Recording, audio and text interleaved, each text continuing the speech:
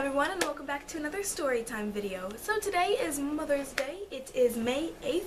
It's about 10 a.m. And since it's Mother's Day, I felt the need to share my story for Storytime about the many times my mother almost died.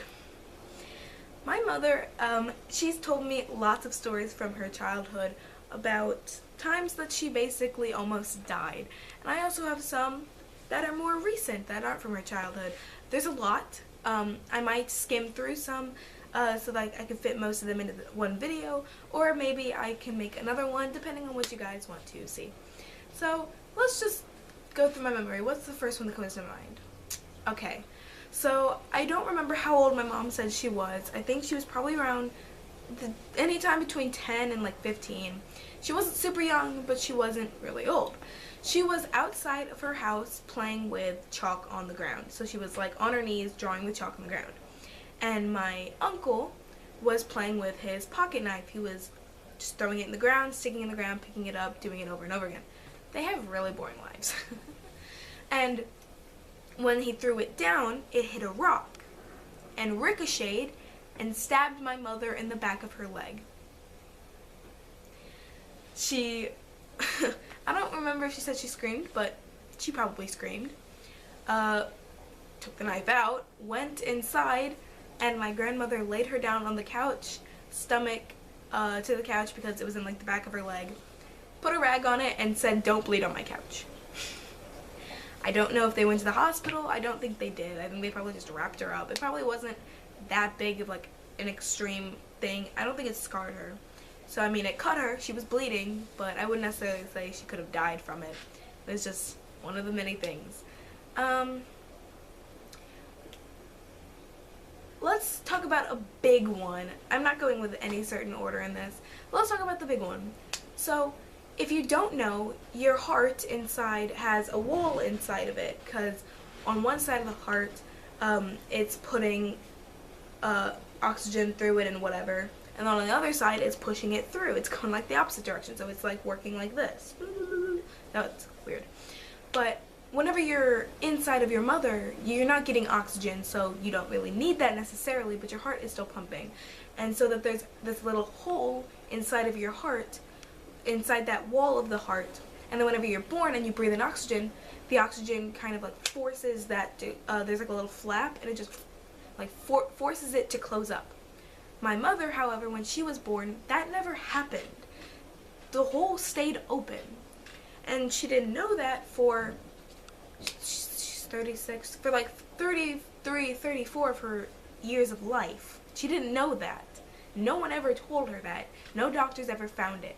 So as she got older, it was ripping apart and getting bigger. Whenever she did find out about it, I don't remember how they found out about it, but she found out about it 34 years into her life.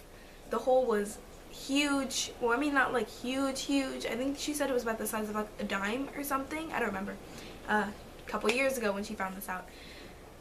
It was too big just to have a little thing shot up and plug it, so that she had to go into open heart surgery. I'm not going to get into the brutality that she has told me about it. It's very gruesome. But, because I don't want to make anybody queasy or anything, but they had to open her up, stitch it up, sew her closed. She was in the hospital for weeks. She went through a lot of pain. She still kind of is in a lot of pain. I will, however, tell you about her rib situation. So, obviously, you have ribs, and your heart is behind your ribs because, the wrong side, because your ribs protect it. In order to get to your hearts to have open heart surgery, they have to cut down the center of your ribs and like open them up like doors. And after all the surgery, obviously girl gotta put her ribs back. So they just kind of like shut them back together, but that bone won't grow together. It won't just fix itself. What they had to do was they had to take this like metal wire thing and tie it up and to hold her ribs together again, which could at any moment of her life puncture through her skin and impale her. So that's something she always has to live with. Let's see. What's funny is I always think about these stories just because she used to tell me them a lot. But now whenever I sit down to record a video, I can't really think of any. Let's see.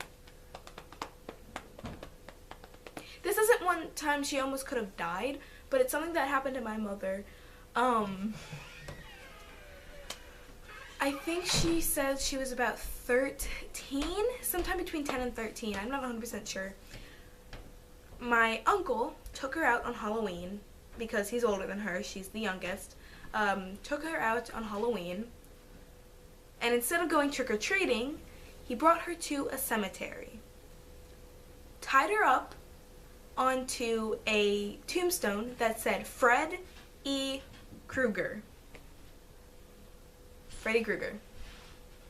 Which was literally something my mother was terrified of.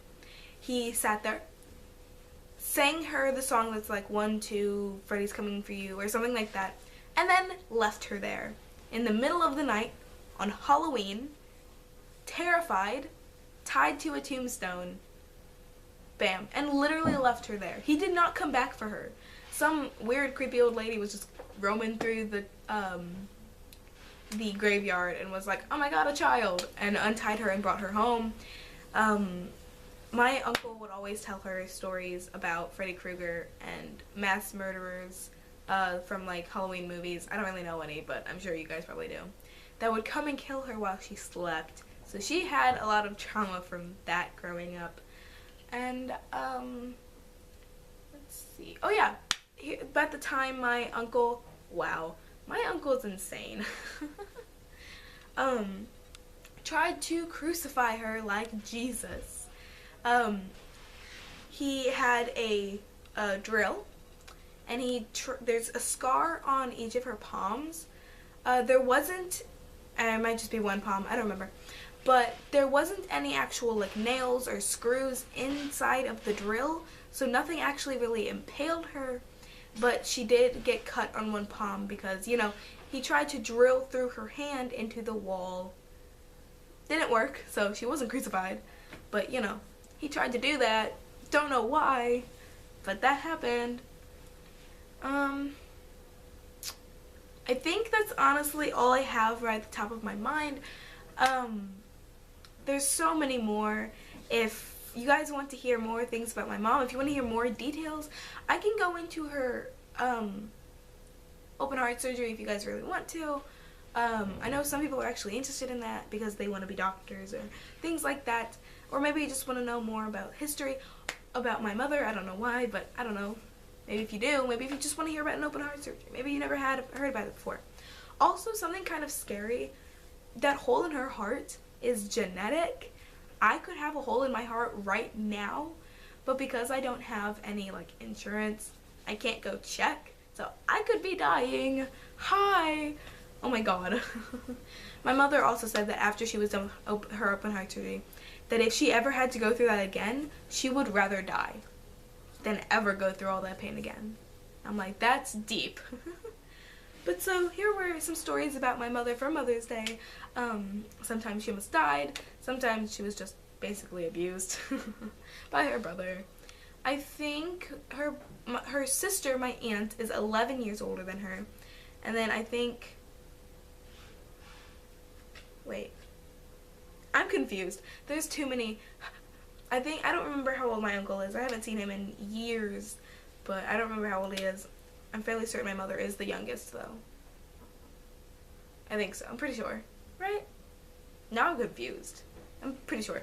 Anyway, guys, that's going to be for today. I really hope you guys did enjoy. Hope you guys all have a wonderful Mother's Day. Tell your mother you love her. I don't care if you've been yelling at her for the past 600 years. You tell her that you love her because it's Mother's Day, and that's what the point is. Really hope you guys enjoyed. Comment down below your thoughts. Have your mothers almost died? Have your mothers gone through something? I want to know. I want to know, guys. I want to know. So share with that down below. Subscribe to become a bunny today.